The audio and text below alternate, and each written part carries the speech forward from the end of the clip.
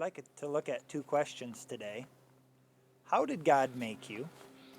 And why did God make you? I remember being a father for the first time and teaching my daughter, who was just learning how to talk, the answers to those questions. I would say, Zoe, who made you? And she would respond, God made me.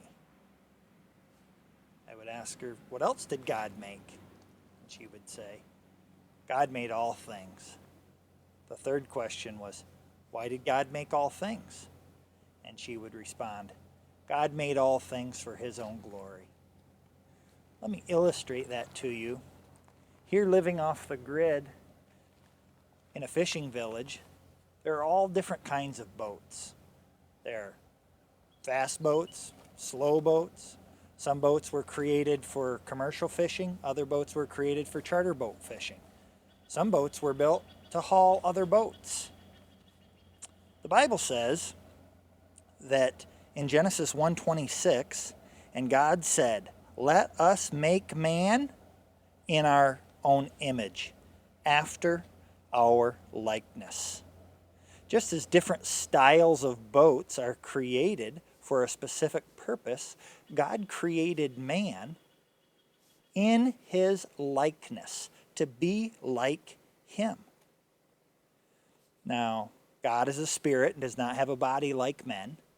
The Bible also teaches that God is invisible, so he certainly didn't create man to be like that.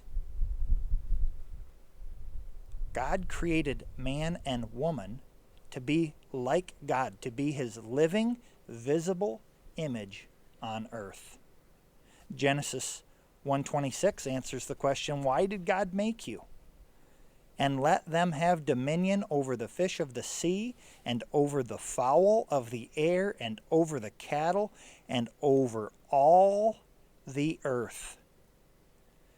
By giving us dominion or rule as his living, visible image, God created us to rule like he rules, to rule in a way of godliness. We are to rule the world in the Spirit of God. We are to use his methods. And what are God's methods of rule? They are love, joy, peace, patience, kindness, goodness, and faithfulness. Let me conclude. How did God make you? God made you male or female in his image, in his likeness, that you would be like him. Why did God make you? To reflect who he is, to be his living, visible image that rules like he does, to multiply and replenish the earth using his attributes of love, joy, peace, patience, kindness, goodness, and faithfulness. I'd like to leave you with this.